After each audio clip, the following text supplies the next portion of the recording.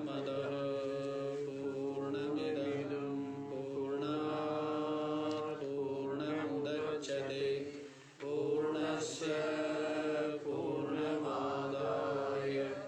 पूर्णमेवावशिष्यते। ॐ शान्ति शान्ति शान्ति। ॐ सहना भवतु सहनौ भुनक्तु सह वीर्यं करवावहै तेजस्विनावधीतमस्तु मा विद्विषावहै। ॐ शान्ति शान्ति शान्ति।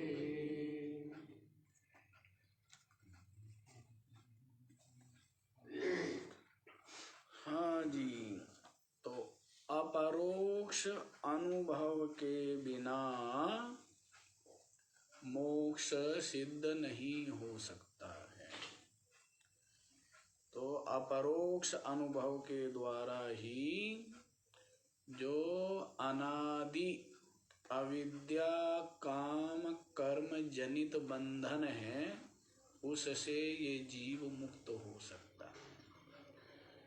क्योंकि अज्ञान से ही तुझ परमात्मा में बंधन आया हुआ है, वास्तव में नहीं आया हुआ है, पीछे बता ही दिया था।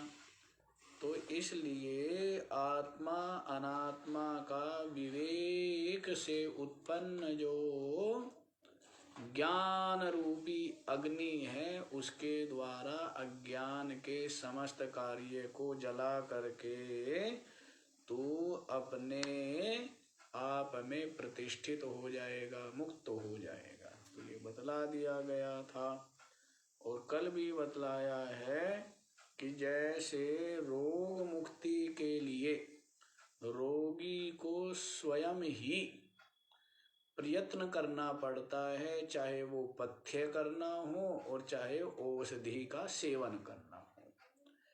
यदि पथ्य और औषध सेवा रोगी ना करे तो रोग मुक्त नहीं हो सकता है। इसी प्रकार से भवबंध विमुक्तये स्वयं एव यत्नः कर्तव्य।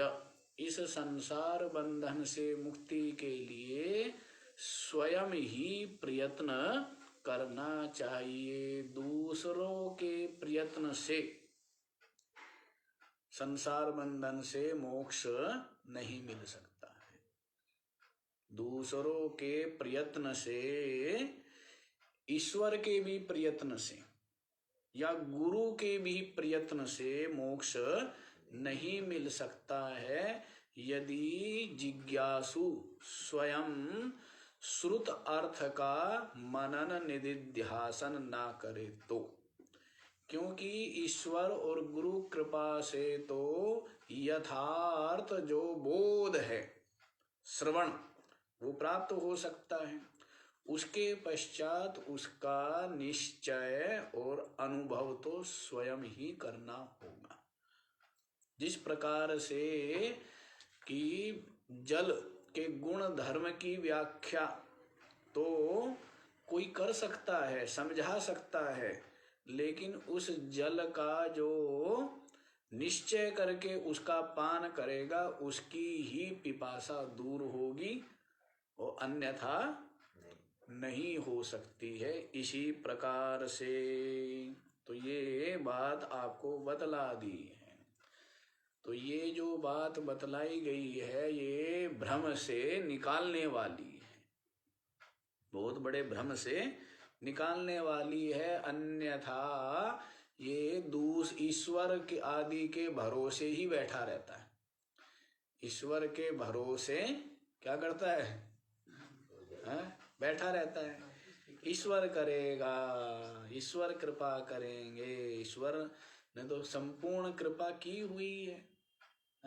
और गुरु कृपा भी प्राप्त हो गई है कि गुरुदेव प्रसन्न हो करके इस संसार सागर को सुखाने वाला जो दिव्य ब्रह्म ज्ञान है वो प्रदान कर रहे हैं। तो आप ये नहीं कह सकते कि ईश्वर और गुरु कृपा नहीं हुई है। अब तो अपनी ही कृपा करना बाकी रह गया है, बाकी सब कृपाएं तो हो गई हैं। तो अपनी कृपा अपने ऊपर करनी चाहिए, और अपने ऊपर अपनी कृपा यही है कि जो गुरुदेव के मुख से श्रवण किया हुआ ज्ञान है उसका अभ्यास करके, मनन करके, निश्चय करके और उसको अनुभव कर लिया जाए, जिससे कि अनादिकालीन जो बंधन है, जिस बंधन से ये जकड़ा हुआ है, पकड़ा हुआ है, वो बंधन से मुक्त हो जाए। तो ये तो स्वयं ही स्वयं के ऊपर कृपा करनी पड़ेगी। हाँ, तो अपने आप को आशीर्वाद देना चाहिए। क्या करना चाहिए? हाँ, इसलिए कहा है आत्मानं न निंद्यात्, अपने आप की निंदा नहीं करनी चाहिए, ऐसा भी आया है ना। अपने आप की निंदा नहीं करनी चाहिए। और निंदा भी तो सब अपनी ही है। यदि हम दूसरे की भी निंदा कर रहे हैं तो वो भी अपनी निंदा है, क्योंकि जो दिख रहा है हाथ पैर वाला, हाथ पैर इंद्रियों वाला जो संघात दिख रहा है वो तो जड़ ही है। उसके अलावा जो चेतन है, तत्व है, उसमें वो मेरी आत्मा नहीं है क्या? वो मेरे से भिन्न है क्या? तो वो भी मेरी ही आत्मा है। इसीलिए निंदा नहीं करनी चाहिए किसी की भी। क्या आया है?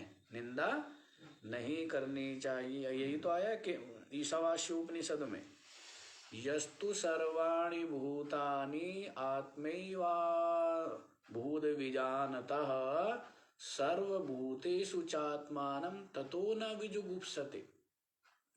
जिसके लिए समस्त भूत अपनी आत्मा ही हो गए हैं, जो सबको अपनी आत्मा ही जानता है, अनुभव करता है, सर्वभूतेषु चात्मानं, समस्त भूतों में अपने आप को ही जो देखता है, ततो न विजुगुप्सते, तो फिर वो किससे घृणा करेगा?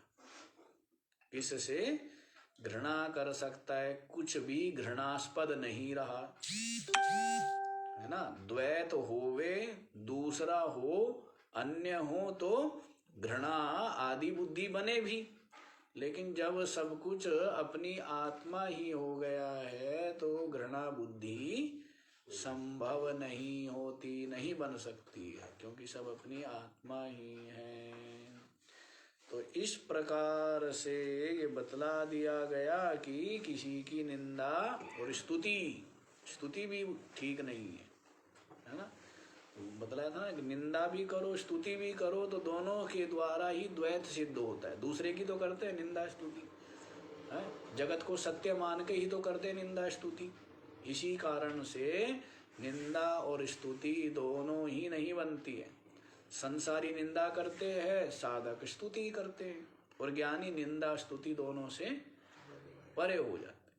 समझ लेना पहले, संसारी का काम क्या?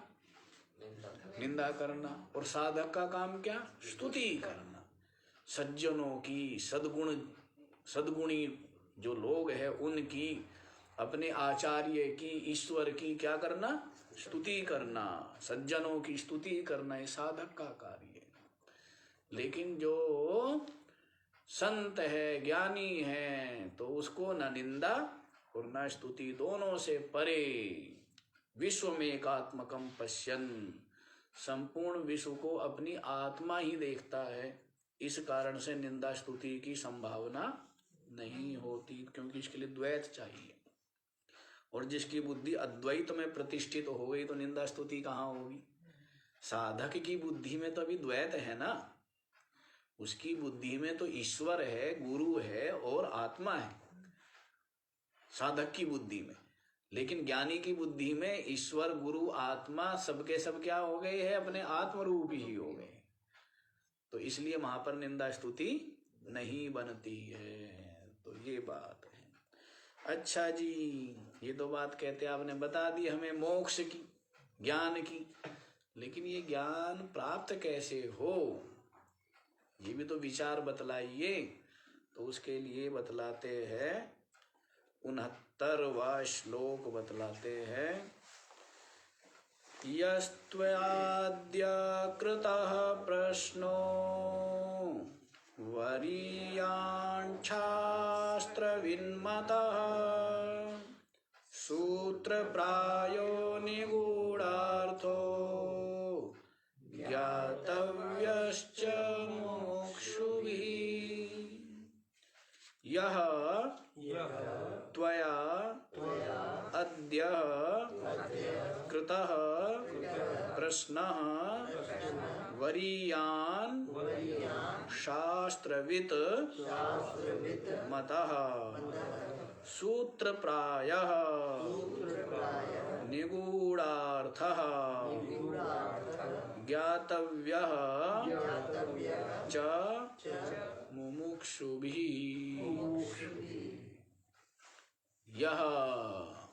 यह माने जो, त्वया माने तेरे द्वारा, अद्य आज प्रश्न किए गए, तेरे द्वारा आज जो प्रश्न कृतः, जो प्रश्न किए गए, आज तेरे द्वारा, यह माने जो प्रश्न कृतः, प्रश्न किए गए हैं, तो शास्त्रविन वरीयान मतः, जो शास्त्र वेत्ता लोग हैं ना, जो शास्त्रों के तात्पर्य को जानने वाले हैं, ऐसे जो शास्त्र वेत्ता लोग हैं, तो उनको वरीयान मतः, क्या मानते हैं? उनको श्रेष्ठ मानते हैं कि ऐसे प्रश्न तो अत्यंत श्रेष्ठ है। ये श्रेष्ठ किससे श्रेष्ठ है जी? जो कर्म विषयक प्रश्न है या उपासना विषयक प्रश्न है, और ये प्रश्न क्या है? ज्ञान विषयक है, अज्ञान निवृत्ति के लिए है ना। प्रश्न किया ही अज्ञान की निवृत्ति के लिए जाता है, लेकिन कर्म विषयक जो अज्ञान है या उपासना विषयक जो अज्ञान है, उसके द्वारा तो परम पुरुषार्थ सिद्ध नहीं होता है। वो तो तत्व ज्ञान से होता है, ब्रह्म ज्ञान से। इसीलिए जो ब्रह्म ज्ञान है वो अज्ञान और समस्त जो अज्ञान का कार्य है उसकी निवृत्ति का हेतु होने से जो प्रश्न किए गए हैं ब्रह्म ज्ञान विषयक, ये कर्म और उपासना विषयक प्रश्नों से अत्यधिक श्रेष्ठ है। ये अधिक श्रेष्ठ है क्योंकि इन प्रश्नों का समाधान हो जाने पर फिर कुछ जानना बाकी नहीं रहता है। ये तो कहा ना कि कस्मिन्नु भगव विज्ञाते सर्वमिदं विज्ञातम भवति, कि हे भगवान किस एक तत्व के जान लेने पर सब कुछ जान लिया जाता है, कुछ भी जानना बाकी नहीं रहता है। तो वो क्या है? वो चेतन तत्व है, व्यापक ब्रह्म तत्व जो अंतर्यामी रूप से समस्त भूतों के हृदय में विराजमान है। ऐसा साक्षी आत्म रूप से, चिद रूप से जो तत्व विराजमान है वही व्यापक तत्व है, वही ब्रह्म तत्व है। तो उसकी प्राप्ति का हेतु होने से ये प्रश्न क्या हो जाएंगे? श्रेष्ठ हो जाएंगे, अत्यधिक श्रेष्ठ हो जाएंगे। क्योंकि इन प्रश्नों को करने वाले तो बहुत थोड़े होते हैं। अधिकतर तो प्रश्न लोग करते हैं तो लोक परलोक विषयक ही प्रश्न रहते हैं। या तो लोक, ये जो संसार है, दृश्यमान जगत, ये किस प्रकार से हमारे लिए सुख और अनुकूल बने, या तो प्रश्न ये रहेंगे। या हमें परलोक की किस प्रकार से प्राप्ति हो जिससे कि हम वहां पर अपने पुण्य और सुखों का उपभोग कर सके, ये प्रश्न होंगे। लेकिन मोक्ष विषयक आत्मज्ञान विषयक जो प्रश्न है वो तो कितने लोग करने वाले हैं? तो इसीलिए तो केनो उसका बताया था ना आपको कठोपनिषद का कि यमराज जी भी कहते हैं नचिकेता त्वादृङ्नः भूया नचिकेता पृष्टा, हे नचिकेता तेरे जैसे पूछने वाले हमें बारंबार मिलते नहीं है ना? नहीं तो पूछेंगे संसार विषयक कि जी हमारा ये कार्य कैसे सिद्ध हो, है? हमारा जो सांसारिक व्यवहार व्यापार आदि का कार्य है वो किस प्रकार से लाभ हो, किस प्रकार से अनुकूल हो, किस प्रकार से सब हमें ऐश्वर्य आदि की प्राप्ति, ऐसे प्रश्न होंगे। लेकिन आत्म संबंधी प्रश्न करने वाले जिज्ञासु तो अधिक नहीं है, बहुत थोड़े हैं। इसीलिए कहते हैं कि तुम्हारे जैसे पूछने वाले हमें बारंबार मिले। और संत देखते हैं ना, आत्मा परमात्मा संबंधी जो प्रश्न करता है ऐसे जिज्ञासु साधक को देख करके संत लोग क्या हो जाते हैं? अत्यंत प्रसन्न होते हैं। क्या होते हैं? हाँ, क्योंकि एक तो कई तरह है प्रसन्न होने के कारण। एक तो वो उनका क्षेत्र है? अध्यात्म क्या है? संत का क्षेत्र है, उसका ही कथन करना मनन करना, तो ये क्या है? ये हमारा क्या हो जाता है? मैदान है ये हमारा, है ये हमारा विषय है। एक तो प्रसन्नता का ये कारण है। दूसरा प्रसन्नता का ये कारण है कि इससे अपना भी चिंतन होता है। इससे क्या होगा? सत्संग होगा, है? तो धूल मिट्टी आकर के नहीं बैठेगी। तो एक ये भी प्रसन्नता का हेतु है। दूसरा प्रसन्नता का हेतु ये भी है कि सामने बैठा हुआ जो जिज्ञासु है वो भी क्या चाहता है? मोक्ष को पाना चाहता है, आत्म कल्याण को पाना चाहता है। तो इससे अधिक और संत के लिए प्रसन्नता की बात क्या हो सकती है? कि जो पीछे कहा था ना कि ब्रह्मी भवितुम इच्छसि कुलम पवित्रम, ऐसे करके बोला था ना कि धन्योसी कृतकृत्योसी पावितम ते कुलम त्वया यद अविद्या बंध मुक्त्या ब्रह्मी भवितुम इच्छसि। तू क्या होना चाहता है भाई? ब्रह्म होना चाहता है। तो धन्य है, कृतकृत्य है, तेरा कुल तेरे द्वारा पवित्र कर दिया गया है। ये प्रश्न सुनने मात्र से ही व्यक्ति बोलता है ना तो उसका सारा चरित्र सामने आ जाता है, नहीं आ जाता है? बोलने से महाराज आजकल तो लोग बड़े चालाक हैं, कहते कुछ है और अंतर में कुछ और रखते हैं, नहीं? हाँ, लेकिन फिर भी कितनी देर तक छिपता है? कितनी देर तक छिपता है? आदमी की चालाकी होशियारी छिपती नहीं, इसलिए करनी नहीं चाहिए, ठीक है ना? और बाकी कहीं करो या मत करो, कम से कम एक आधा स्थान तो ऐसा होना चाहिए जहां पर गुरु स्थान या संत का जो शरणागति है वो तो एक स्थान कम से कम ऐसा हो कि जहां पर चालाकी होशियारी है ये ना की जाए। क्योंकि लाभ क्या है? लाभ तो कुछ नहीं है। तो इसलिए, और दूसरा छिपती भी नहीं है, और तीसरा छिपी भी रहे तो फर्क भी क्या पड़ता है? ज्ञानी को तो, संत को तो कोई फर्क पड़ेगा नहीं। और एक बात ये भी है, तो प्रश्न कहने से, बोलने मात्र से उसका चरित्र, तो जैसे इसने प्रश्न किया, क्या प्रश्न किया था? को नाम बंधः कथमेष आगता, का वा प्रतिष्ठास्य कथम विमोक्ष, कोसौ आत्मा कोसोनात्मा परमः क आत्मा तयोर्विवेका कथमेतदुच्यताम्। कितने प्रश्न किए थे? 5 किए थे, 7 किए थे। देख लो। को नाम बंधा, बंधन किसका नाम है? कथमेश आगता, कहाँ से आया है? का वा प्रतिष्ठा अस्य, कितने हो गए? कथम विमोक्षः, को असौ अनात्मा, परमः का आत्मा, परमात्मा क्या है? अनात्मा क्या है? परमात्मा है। कितने हो गए? तयो विवेकः कथम, इनका विवेक कैसे होता है? तो कितने प्रश्न हो गए? तो ये 7 प्रश्न किए थे, है ना? बंधन क्या है, कहाँ से आया है, किसके आश्रित ये टिका हुआ है, कैसे इससे मोक्ष होता है, और ये अनात्मा क्या है और आत्मा क्या है, और आत्मा अनात्मा का विवेक कैसे होता है। तो ये 7 प्रश्न किए थे। तो अब जो है वो प्रश्न सुने थे और उसको क्या किया था?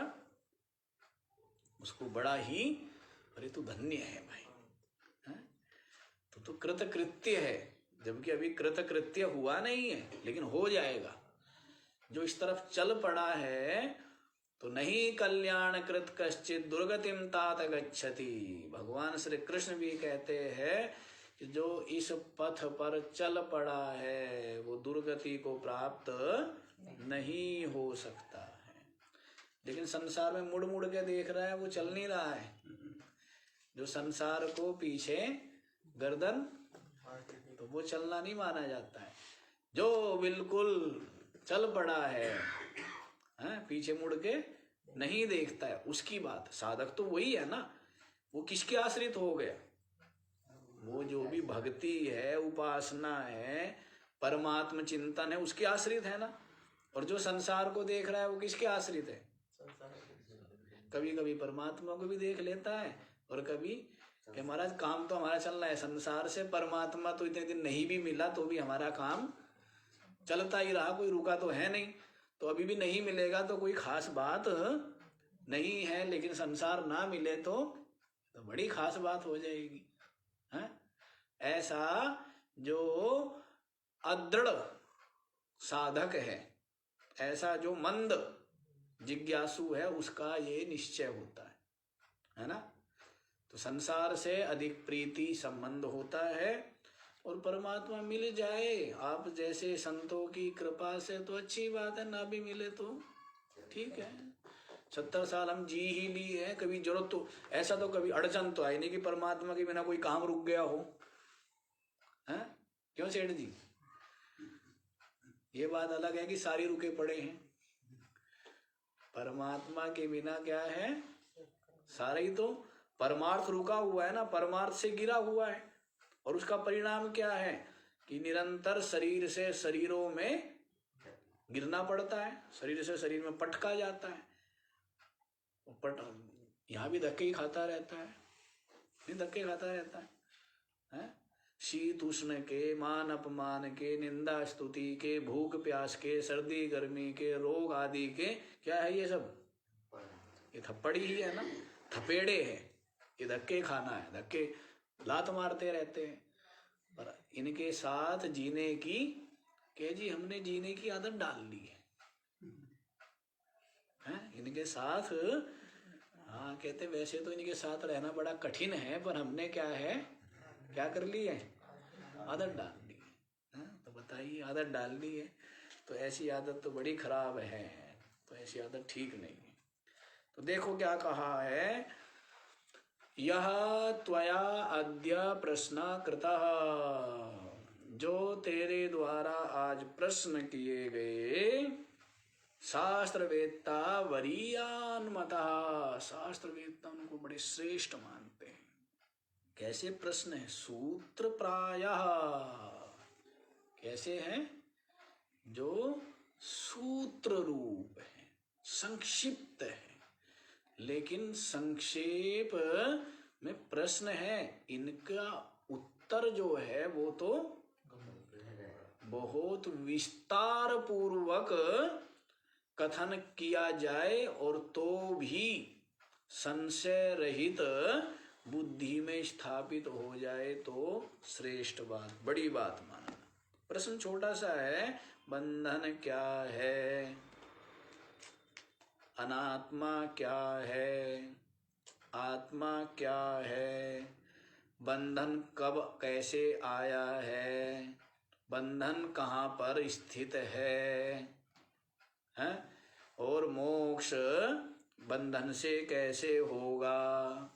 तो ये क्या है, ये प्रश्न तो बहुत छोटे छोटे सूत्र प्रायः है, लेकिन इनके जो प्रतिवचन है, समाधान उत्तर है, वो विस्तार पूर्वक देने पर भी यदि ये स्पष्ट हो जाए तो बड़ी बात समझना चाहिए। तो सूत्र प्राय सूत्र है, संक्षेप में है, निगूढ़ार्थ, और अत्यंत जो गहन अर्थ छिपा हुआ है इन प्रश्नों में। क्या है, बहुत ही निगूढ़ गूढ़ अर्थ, क्या है ना, नितांत गूढ़, अत्यंत गूढ़ इनमें रहस्य जो है, तात्पर्य अर्थ छिपा हुआ है।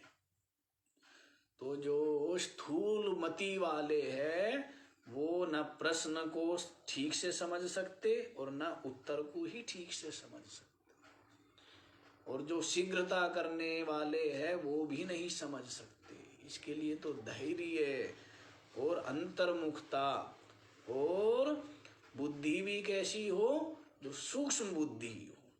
बुद्धि कैसी होनी चाहिए, धैर्य युक्त हो, अंतर्मुख हो और साथ ही साथ सूक्ष्म बुद्धि हो, तो वो ही तात्पर्य समझने में समर्थ हो सकती। निगूढ़ार्थ, निगूढ़ अर्थ वाले, गूढ़ अर्थ वाले, मुमुक्षुभिः ज्ञातव्यः च। फिर महाराज रहने ही दो ना, जब इतने गूढ़ अर्थ वाले हैं और संक्षेप में आप कह रहे हो संक्षिप्त है, तो संक्षिप्त है तो इसलिए सहजता से समझ में भी नहीं आने वाले। यदि रहने ही दो तो इनके बिना काम नहीं चलेगा क्या? कहते नहीं, मुमुक्षु भी ज्ञातव्य, जो मोक्ष ये जो चाहता है उसके लिए जानने योग्य अर्थात जानने ही पड़ेंगे। मुमुक्षु के लिए क्या है ये, क्या महाराज रहने दो ना, हम तो सीधा अपना माला जप लेंगे, रहने दो, हम क्यों हमें ये शुष्क जो ज्ञान है इसके चक्कर में डाल रहे हो कि जगत मिथ्या है, संसार असार है, और तू आत्मा है, तू ब्रह्म रूप है, और ये जो सृष्टि है, ये जगत, ये तो मिथ्या ही भास रहा है, स्वप्न के समान, सुनने में अच्छा नहीं लगता। कुछ कथा हो, कहानी हो, नाचे नंदलाल है, यूं बिल्कुल हाथी घोड़ा पाल की, जय कन्हैया लाल की, है, तो कुछ रस की बात हो। ये पता नहीं क्या आप कहने लग जाते हो कि तू ब्रह्म है, चेतन है, अद्वितीय है, केवल है, ये अनात्मा है, दुख रूप है, जड़ है, विकारी है, ये अहंकार है जो प्रकृति से जो है समष्टि बुद्धि महातत्व उत्पन्न हुआ, उससे अहंकार उत्पन्न हुआ, उससे आकाश वायु अग्नि जल पृथ्वी उत्पन्न हुए, और इन पंचभूतों से जो है वो सतोगुण से क्या हो गए, ये अंतःकरण उत्पन्न हुआ, ज्ञानेन्द्रिया उत्पन्न हुई, पंचभूतों के रजोगुण से जो पांच प्राण और कर्मेंद्रिया उत्पन्न हो गई, और उन भूतों का पंचीकरण होने से क्या हुआ, समस्त स्थूल प्रपंच की उत्पत्ति हुई तमोगुण अंश से।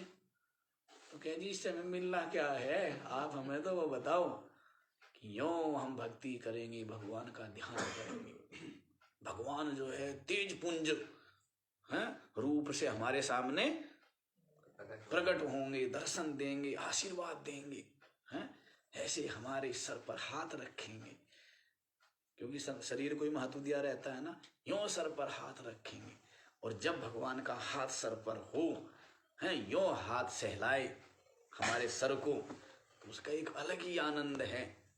और फिर जो है ना भगवान जो है हमें अपनी गोद में ले, और भगवान जो है हमें परलोक लेकर के जाए, और वहां पर हम भगवान को उस दिव्य लोक में, गोलोक साकेत लोक में बैठ करके यूं परमात्मा को निहारते रहे, और सुंदर सुंदर है वो पान आ रहे हैं, वहां भी यही काम चलते हैं। वो कहते पान का बीड़ा आया, भगवान ने स्वयं लिया और प्रसाद रूप में सबको मिला। तो ये पान का पता नहीं कहाँ से हो जाते होंगे, भारत से जाते हैं, पाकिस्तान से जाते हैं, कहीं ना कहीं से तो जाते ही होंगे। हाँ, तो इस तरह फिर वहाँ बड़ी अच्छी मिठाई। अब मिठाई तो उस शहर वाले लोगों की तरह है भाई, मिठाई तो पता नहीं किस कबाड़े से बनी है। जिसने गाय की सेवा नहीं की उसको तो पता है ना कि दूध खुद निकाला है, फिर उस दूध को पकाया है, और फिर उसमें जो भी डालना है मेवा मिष्ठान आदि डाल के बनाई है, वो तो पता तो है।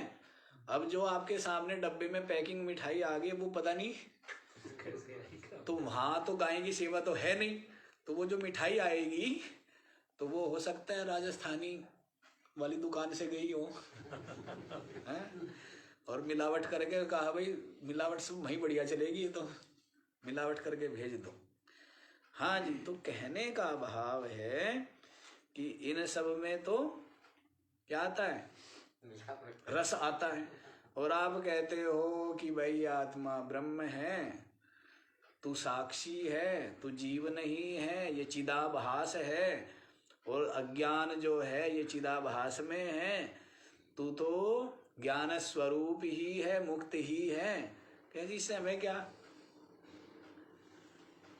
सीधा पंथ वैरागी का भजले साधु सीताराम है क्या, बिना बात यहाँ किताबों में माथा मारना, सीताराम सीताराम सीताराम करेंगे बस, और क्या करना है। तो ये बात है। क्यों पढ़ाई करना है, वैरागी इसलिए पढ़ते नहीं है, कहते हैं कि क्या करना, पढ़ के पढ़ेंगे तो भी मरेंगे, नहीं पढ़ेंगे तो भी मरेंगे, फिर करना क्या पढ़ के। यदि पठितव्यम तद भी मर्तव्यम, ना पठितव्यम तद भी मर्तव्यम। जब मरना ही मरना है, पढ़ के करना क्या है? तो ज्ञान के बिना तो चक्षु रहित शरीर की तरह है। जैसे आंखें ना हो, शरीर सुंदर हो, स्वस्थ हो, सुडौल हो, लेकिन यदि आंखें ना हो तो वैसे ही सब कुछ है, यदि ज्ञान नहीं है तो ज्ञान के बिना तो अंधा है। ज्ञान के बिना तो क्या है, हाँ बिल्कुल अंधकार ही अंधकार है। इसलिए ज्ञान की तो अलग ही महिमा है। भगवान श्री कृष्ण नहीं ज्ञानेन सदृशम पवित्रम इह विद्यते, ज्ञान के समान तो कुछ पवित्र ही नहीं है, सबसे पवित्र है ज्ञान। तो इसलिए कह रहे मुमुक्षु भी ज्ञातव्यः, रहने दो ना जी। जब इतना कठिन आप कह रहे हो कि निगूढ़ अर्थ है, गूढ़ अर्थ से डर लग रहा था आपने, कहते हैं हमें तो ना गूढ़ से मतलब ना निगूढ़ से मतलब, आप सीधा सीधा बता दो क्या करना है, ये बताओ। वो धन्ना जाट की तरह, वो कहते हैं धन्ना जाट था हैं, तो कहने लगा क्या करना है, तो कहें बस यूं, क्या जपना था, नाम पता है कुछ, भगवान का नाम लेना होगा, ओम नमो भगवते वासुदेवाय, कुछ ऐसे मंत्र लिया होगा। तो कहते बस यूं फेंकने लग गया।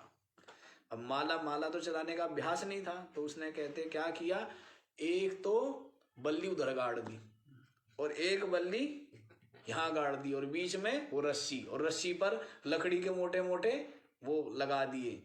तो वो क्या थे, मणके, वही माला बना दी उसने। तो कहा राम एक, राम दो, राम तीन। अब लग गया वो तो, सुबह से होगी शाम, ना इतनी प्रचंड गर्मी, भूख ना प्यास, कोई मतलब ही नहीं, लगा हुआ है पसीना पसीना। अब भगवान ने सोचा भाई ये तो बड़ा गड़बड़ है, मूर्ख व्यक्ति तो जिसको फंस जाए ना उसको डरता है। भगवान भी डर गया कि भाई थोड़ा बुद्धिमान हो तो वो तो लिया भी पड़ेगा, मूढ़ व्यक्ति तो लिया ना पड़े मेरे से हैं। तो भगवान ने कहा भाई चलना ही पड़ेगा इसके पास। तो कहते फिर भगवान ने दर्शन दिए। तो यूं माला जपी ना, यूं फेंक फेंक करके मारे माला के मन की वो माला तो जपी नहीं जा सकती छोटी तो। हाँ, तो इस तरह कहते हैं काम चल जाएगा क्या? आपने तो डरा दिया है कि निगूढ़ अर्थ है, अत्यंत गूढ़ अर्थ है। तो कहते हैं कि नहीं, मुमुक्षु भी ही ज्ञातव्य। मुमुक्षु को तो जो मोक्ष का इच्छुक है, मोक्ष का इच्छुक नहीं है, वो कुछ करे ना करे, लेकिन जो मोक्ष चाहता है तो उसको तो इन गूढ़ सूत्र प्रायः जो प्रश्न है इनका तात्पर्य और इनका समाधान कराना ही पड़ेगा, कराना ही चाहिए, है ना। जैसे हम लोग छोटे थे ना, जब तो क्या करते थे, जैसे कल्याण की पत्रिका हो या बड़े बड़े कल्याण हो या और भी कोई ग्रंथ हो, तो उनमें जो ज्ञान की विवेक विचार संबंधी बातें होती वो तो छोड़ देते, लेकिन जो कहानी होती ना, है क्यों, उसमें ज्ञान में तो क्या, अब कहानी में क्या आता था, हाँ कहानी में तो बड़ा रस आता है, आनंद आता है, तो कहानी पढ़ लेते थे और लेकिन वो भी अच्छा ये रहा ना कि कहानी पढ़ते पढ़ते कुछ ना कुछ शिक्षा भी मिलती है, और फिर धीरे धीरे एक दो लाइन ऊपर की और एक दो लाइन, हाँ तो फिर धीरे धीरे समझ में भी आने लगती है। अन्यथा पहले तो बस कहानियां ही पढ़ो बस, पर कहानी भी यदि संत सत्संग भक्त साधना संबंधी हो तो अच्छी है। अब कहानियां भी हो, क्या बोलते हैं उनको, नोवेल क्या बोलते हैं, क्या बोलते, उपन्यास, हाँ तो उन कहानियों को कोई औचित्य ही नहीं है उनका, तो फिजूल की बात है, व्यर्थ की बात है। हाँ जी, तो इसलिए मुमुक्षु के लिए तो जानने योग्य है, जानना ही चाहिए। अच्छा जी, आगे फिर सुन लीजिए, क्योंकि इसमें तो प्रशंसा ही है, दोनों प्रश्न, दोनों ही श्लोक में। शृणुष्वावहितो विद्वन् यन्मया समुदीर्यते तदेतच्छ्रवणात् सद्यो भवबन्धाद् विमोक्ष्यसे। शृणुष्व अवहितः विद्वन् यत् मया समुदीर्यते तद् एतत् सर्वणात् सद्यः भवबन्धात् विमोक्ष्यसे। हे विद्वान, क्या संबोधन दे रहे हैं, हे विद्वान। विद्वान तो है ही, विवेकी तो है ही, जो संसार की अनर्थ रूपता को समझ करके और मोक्ष पाना चाहता है। परमात्म प्राप्ति, अभी परमात्म प्राप्ति हुई नहीं है, परमात्म प्राप्ति करना चाहता है। वो कम बुद्धिमान है क्या, वही बुद्धिमान है। हम कई बार एक बात कहते हैं कि धरती के जो सबसे बुद्धिमान, सबसे श्रेष्ठ, सबसे प्रतिभाशाली, सबसे ज्यादा जो भी विशिष्ट है, यदि वो कोई व्यक्ति होता है वही साधना में चल सकता है। परमात्म प्राप्ति के पथ पर चलने वाले साधारण नहीं होते।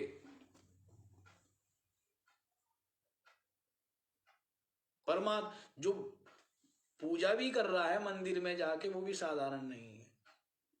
क्यों? कहीं न कहीं बुद्धि में एक बात समझ आ गई है कि ये जो दिखने वाला संसार है यही सर्वस्व नहीं है, छोटी बात नहीं है। संसार से अतिरिक्त कोई परम सत्ता को, परमात्मा को, ईश्वर भगवान को स्वीकार करना और स्वीकार करके उसकी पूजा करना या उससे प्रार्थना करना या आशीर्वाद की इच्छा करना, विनती करना, स्तुति करना, ये बुद्धिमानी का कार्य है। नहीं बाकी दुनिया तो क्या है, संसार में लगे रहो कि सुख मिलेगा तो धन से मिलेगा, सुख मिलेगा तो पद से मिलेगा, सुख मिलेगा तो परिवार से मिलेगा, सुख मिलेगा तो विषयों से मिलेगा, सुख मिलेगा तो कहाँ लगे हुए हैं। उनकी दृष्टि में परमात्मा नाम की कोई चिड़िया है? कोई नहीं है। तो ऐसे जो लोग हैं जो परमात्मा की अस्तित्व सत्ता को स्वीकार नहीं करते, तो वे भले ही संसार में बुद्धिमान माने जाते हो, लेकिन वे महान बुद्धिहीन है। परमात्मा की सत्ता स्वीकार करना, स्तुति, विनती, प्रार्थना, पूजा आदि करना बड़ी बात है, साधारण नहीं है। और जो इस पथ पर केवल यही लक्ष्य जिसका बन गया परमात्मा प्राप्ति, इस पथ पर जो चल पड़ा, जीवन का लक्ष्य केवल क्या बना लिया है? मीरा की तरह, राजा भरत, गोपी चंद आदि की तरह, जिसने जीवन का लक्ष्य क्या बना लिया है?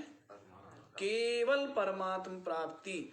उनके समान बुद्धिमान, उनके समान प्रतिभाशाली, विभूति संपन्न, उनके बराबर कोई हो ही नहीं सकता। कोई हो सकता है क्या?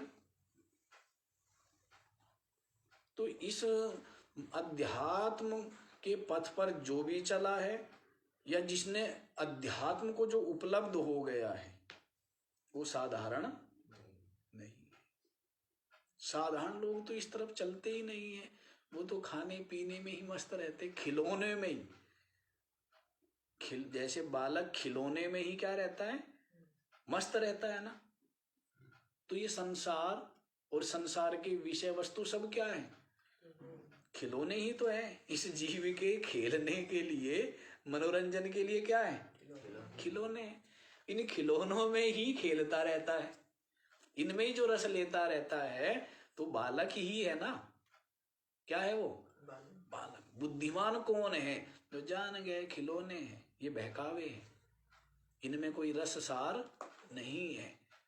इस खिलौने को बनाने वाला, ये खिलौनों का जो कारण अधिष्ठान, ये खिलौने जिससे है, उस तत्व को खोजना चाहिए।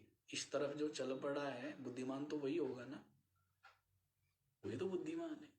इसलिए कहा ना, पाव देव एहि मार्ग सोई, जा पर कृपा राम की। क्या महाराज बाकी के ऊपर राम की कृपा नहीं है क्या? तो कृपा तो राम की सबके ऊपर है, पर विशेष कृपा किसके ऊपर है? जो इस रास्ते पर कदम रखता है, चलता है, उसके ऊपर राम की विशेष कृपा। तो ये बात आप समझ लेना कि इस पथ पर चलने वाले, जिन्होंने अपने जीवन का एकमेव लक्ष्य तत्व प्राप्ति, परमात्म प्राप्ति बना लिया है, मोक्ष प्राप्ति बना लिया है, वे सब के सब विद्वान हैं, विवेकी हैं, वे सब के सब महान बुद्धिमान, महान बुद्धिमान। उनके बराबर बुद्धिमान कोई भी नहीं है, कोई भी नहीं है। एक व्यक्ति ने आविष्कार किया कि बम बना दिए या हवाई जहाज आदि बना दिए या रॉकेट आदि बनाए, हैं, उपग्रह आदि बनाए, वो बुद्धिमान नहीं है। बुद्धिमान वो है जो अपनी मुक्ति के लिए यत्न करता है, मोक्ष प्राप्ति के लिए जो यत्न करता है, वो बुद्धिमान है। तो इसीलिए क्या संबोधन दिया है? हे विद्वान। संबोधन क्या है? हे विद्वान, हे विद्वान शृणुस्व। क्या कह रहे हैं? अवहितः शृणुस्व, सावधान होकर के सावधान वो पहले से ही है, लेकिन और सजग सावधान होने के लिए कह रहे हैं, क्योंकि विद्या साधारण नहीं है। ये जो ज्ञान है ये इतना वैशिष्ट्य रखता है, इसीलिए आचार्य कहते हैं अवहितः शृणुस्व। जब उसने प्रश्न किए हैं तो सुनने के लिए तो किए होंगे या खाने के लिए किए हैं? तो इसलिए कहना बनता नहीं, लेकिन बनता है। शृणुस्व, और सुनो भी, और साथ साथ क्या बोले, सावधान होकर के सुनो। अब तक जो सुना है वो जैसे तैसे बुद्धि में बैठ गया होगा, लेकिन ये बतला रहे हैं कि इतना जटिल है और बिल्कुल नया है। संसार के जो संस्कार है वो तो सब क्या है, पुरातन, और यों जमा हो जाते हैं, न चाहते हुए भी। किसी व्यक्ति को एक बार देखा और फोटो खींच लिया, फोटो खींच जाता है ना अंतःकरण में, और फिर वो व्यक्ति मिला इतने दिनों बाद तो फिर कहता है कि आप वहां मिले थे, वही हो ना। याद रखने की कोशिश की थी और फोटो खींच करके यूं फोटो खींचा, और महात्मा ये कहते थे कि इतनी जल्दी व्यक्ति फोटो खींचता है, और फोटोग्राफर भी पहले फोटो खींचते थे, फिर उनको धोते थे ना, क्या क्या करते थे, और तब जाकर के साफ फोटो आता था। कि हमारा जो अंतःकरण है यूं खींच लेता है, यूं धो धा करके यूं स्टोर करके फाइल में रख देता है कि जब चाहो, जब जिसको चाहो जब निकाल लो, है? तो ऐसा कैमरा लगा हुआ है। तो वैसे ही, लेकिन ये तो साधारणतः है, बुद्धि में ठहरने वाला नहीं है, जटिल है, दुर्गम है। इसीलिए कह रहे हैं अवहितः शृणुस्व, सावधान होकर के सुन। यन्मया समुदीर्यते, जो मेरे द्वारा अब कहा जाता है उसको तू सावधान होकर के सुन।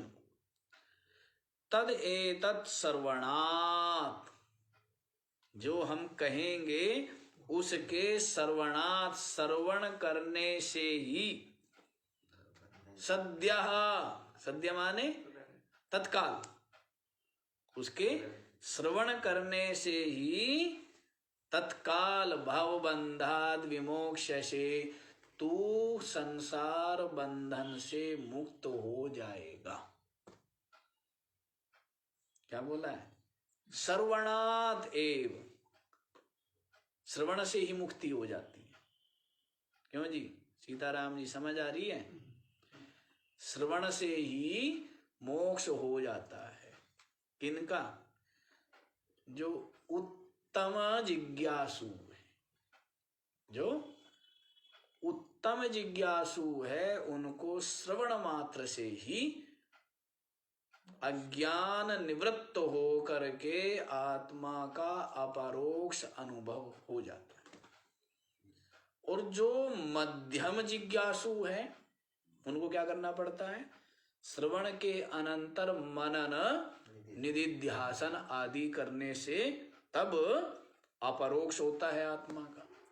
और जो मंद जिज्ञासु है उनको श्रवण के साथ साथ जप ध्यान आदि भी करना पड़ता है, और साथ साथ मनन निधिध्यासन आदि भी करें, तब जाकर के। तो वो आप देख लेना आप कौन सी कक्षा वाले हो, ठीक है ना, और उसी हिसाब से साधन कर लेना कि मंद हो, मध्यम हो, या हाँ उत्तम जिज्ञासु। तो आप कहेंगे कि जी हम तो उत्तम ही हैं। क्यों? क्योंकि आप कहते जाते हैं और हम सुनते जाते, समझते जाते हैं, तो उत्तम ही हुए ना हम। तो हमें अपरोक्ष होता जा रहा है, वो अपरोक्ष नहीं हो रहा है, वो बुद्धि में केवल समाधान हो रहा है। क्या हो रहा है? बुद्धि का समाधान मात्र है। पीछे बतलाया था ना कि ये तो समाधान मात्र हुआ है, उसमें स्थिति नहीं हुई, अनुभूति नहीं हुई।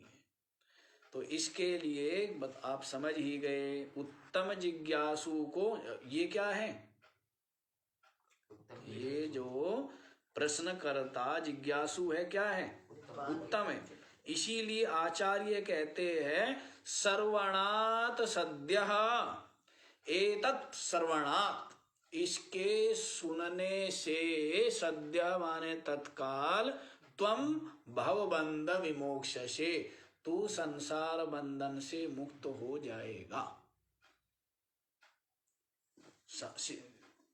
जिज्ञासु को कह रहे, साधक को कह रहे कि तू, सीधा ही कह रहे कि जो भी साधक सुनेगा वो भवबंधन से मुक्त हो जाएगा, ऐसा करके नहीं कह रहे, सीधा ही कह रहे हैं कि तू सावधान होकर के इन प्रश्नों का समाधान हमारे से सुनेगा तो सर्वणाद तद एतत् सर्वणाद, वह इसके सर्वणात्, श्रवण मात्र से ही, सद्य तत्काल, भवबंधाद विमोक्ष से, भवबंधन से मुक्त हो जाएगा। जो उत्तम जिज्ञासु है, उत्तम जिज्ञासु संसार की व्यर्थता, दुख रूपता, असारता इतनी उत्कट तरह उसके सामने प्रकट हो गई है कि संपूर्ण अनास्था हो गई है। जगत दृश्य से क्या हो गया है, संपूर्ण अनास्था हो गई, संपूर्ण। जिसका चित्त स्वप्न में भी उसकी ओर आकृष्ट नहीं होता, चित्त संसार में नहीं लगता है, संसार की कोई भी स्थिति परिस्थिति अनुकूलता आदि प्राप्ति की अभिलाषा या चिंतन या चित्त में विचार आदि नहीं आते। ऐसा जो तीव्र उत्तम जिज्ञासु है उसको तो श्रवण मात्र से ही सिद्धांत में मोक्ष ज्ञान की प्राप्ति, ब्रह्म की प्राप्ति मानी गई।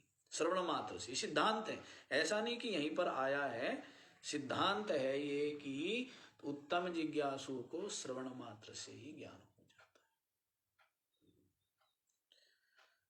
ठीक है, समझ आ गया आपके? आगे बतलाया जाए? आगे तो बड़ी ही वही बात आ रही है जो हम निरंतर आप लोगों को बतलाते ही रहते हैं, बड़ी दृढ़ता के साथ में पुनः पुनः, तो उसको भी आप लोग सुनिए, अभी सुन लीजिए। मोक्षस्य हेतुः प्रथमो निगद्यते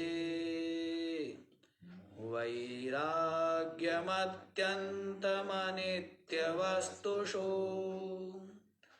ततः शमश्चापि दमस्तितिक्षा न्यासः प्रसक्ताखिल कर्मणां भृशम्। मोक्षस्य हेतुः प्रथमः निगद्यते वैराग्यम् अत्यन्तम् अनित्यवस्तुषु ततः शमः च अपि दमः तितिक्षा न्यासः प्रसक्ताखिल कर्मणां भृशम्। मोक्षस्य हेतुः प्रथमा निगद्यते, मोक्ष का जो प्रथम, जो पहला, जो सर्वप्रथम, जो हेतु माने कारण, मोक्ष का जो सबसे पहला कारण कहा जाता है वो क्या कहा जाता है? अत्यंतम वैराग्यम। क्या कहा जाता है? वैराग्य भी कैसा? अत्यंतम वैराग्यम। अत्यंत वैराग्य किससे? जी हम तो बहुत वैराग्यवान है, सब दुनिया वैराग्यवान है? नहीं है, सबने परमात्मा से वैराग्य किया हुआ है, नहीं किया हुआ है? क्यों जी? है? परमात्मा मिल भी जाए तो उस रास्ते तो डर के भाग जाएगा। क्या उस रास्ते में परमात्मा खड़ा है वहां तो पकड़ लेगा, है ना। संसारी जीव तो कि महाराज रहने दो बस, मेरे को तो अपने बाल बच्चों में, परिवार में, मकान दुकान में ही रहने दो, किसी और को देख लो आप, और कभी मौका होगा तब मैं भी चलूंगा साथ में, है ना। तो परमात्मा मिल जाए ना किसी रास्ते, ऐसे संत मिल जाए किसी रास्ते तो वो रास्ता हाँ बदल लेना चाहिए। कि संत मिल गया तो कुछ ना कुछ गड़बड़ करेगा। गड़बड़ क्या करेगा? तो मोह का किला ढह जाएगा। मोह का किला, राग द्वेष का किला, पाप कर्मों का किला क्या होगा? ढह जाएगा ना। तो ये तो ढहना नहीं चाहिए। संसारी सोचता है वो दूसरे रास्ते जाएगा। तो इसलिए कह रहे हैं कि वैराग्य का, किससे वैराग्य हो?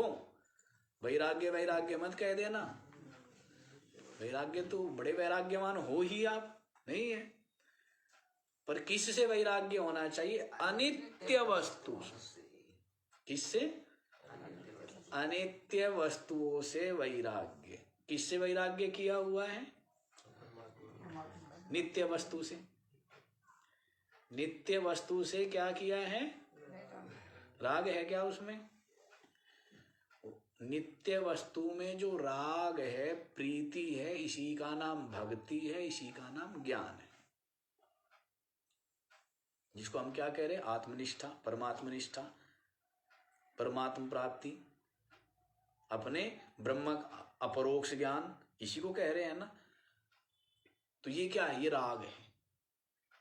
परमात्मा में राग माने प्रीति क्या है? इसी भक्ति है, यही ज्ञान है, यही तत्वनिष्ठा, परमात्मनिष्ठा।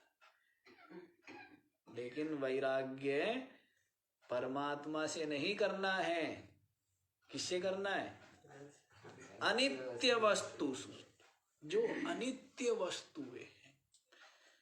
अब यहां से क्या हो गया? यहां से विचार आरंभ हो जाता है। यहां से क्या हो जाता है? विचार आरंभ हो जाता है कि अनित्य वस्तु क्या क्या है और नित्य वस्तु क्या है। क्या महाराज यही तो समस्या है। अब आप ये बताओ, हम विचार नमक तेल का करें या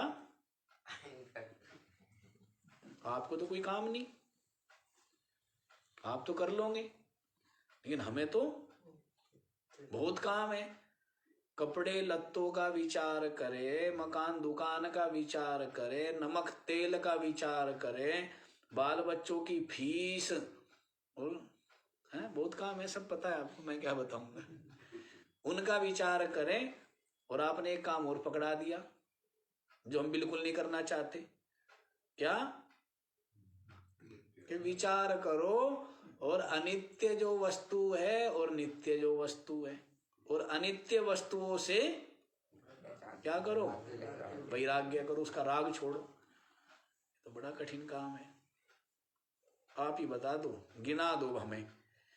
चलो एक बैंगन गिना दिया आपने, ठीक है, एक गिनाओ, कह जी गिनाओ। चलो जी, एक मसूर की दाल हो गई, है, शराब आदि हो गया, सिरके आदि हो गए। कि आप गिनाते जाओ हमें, हम विचार नहीं कर सकते। ऐसे नहीं चलेगा, क्योंकि बिना विचार किए जो स्वीकृति है वो अज्ञानता पूर्वक होने से वो स्वीकृति कभी भी क्या हो जाएगी? अस्वीकृति में बदल जाएगी। अस्वीकृति स्वीकृति में बदल जाएगी और स्वीकृति अस्वीकृति में बदल जाएगी। नहीं बदल जाएगी। यदि ऐसा ही माना होगा, विचार नहीं किया होगा, तो आज मान रहे हैं इनको दुख रूप या व्यर्थ, और कल हो सकता है क्या इनको ही सुख रूप मानने लग जाएगा। तो ऐसे नहीं, विचार करना है। विचार के संबल से ही ये बात बोध होगी कि अनित्य वस्तुएं क्या क्या है। तो बहुत सुंदर बात कही है पहला ही कि मोक्ष का जो सर्वप्रथम पहला जो कारण कहा गया है वो कहा गया है वैराग्य। और वैराग्य भी अत्यंत वैराग्य, और वो अत्यंत वैराग्य भी दो चार वस्तुओं से नहीं, अनित्य वस्तुसु, जो भी अनित्यता से ग्रसित है, जो कुछ भी इस संसार में अनित्यता से ग्रसित है, तो सबका सब किससे ग्रसित है? परमात्मा को छोड़ करके सबका सब अनित्यता से ग्रसित है, कालग्रसित है। तो उनमें वैराग्य का होना, राग का न होना। राग होता है उनमें अनुकूल बुद्धि होने से, उनमें सुख बुद्धि होने से, ये राग होता है। तो कह देना कि राग छोड़ देना, वैराग्य छोड़ देना, तो कह देना बड़ा सहज होता है। वस्तु के त्याग को ही हम क्या समझ लेते हैं? राग का त्याग समझ लेते हैं। वस्तु के त्याग को क्या समझ बैठते हैं ऐसा लोग, लेकिन वस्तु का त्याग तो सहज है, और उस वस्तु में जो राग है, प्रियता है, सुख बुद्धि है, उसका त्याग तो अत्यंत विचार से ही संभव है, गहन विचार से ही संभव है। तो वस्तु का त्याग वैराग्य नहीं है, ये भ्रम भ्रांति से निकल जाना चाहिए। वस्तु का त्याग, राग का त्याग नहीं है। गीता में तो स्पष्ट ही बतलाया है ना, विषया विनिवर्तन्ते निराहारस्य देहि। जो जीवात्मा आहार माने विषय ग्रहण नहीं करता है, विषया विनिवर्तन्ते, उसके विषय तो निवृत्त हो जाते, रस वर्जम, लेकिन जो रस है उसको छोड़ करके वो राग बना रहता है। और राग कैसे दूर होगा? रसो अपि अस्य परम दृष्ट्वा निवर्तते।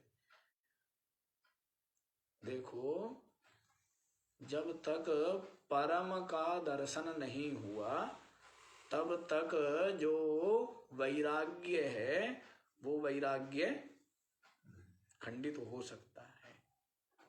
वो वैराग्य क्या हो सकता है?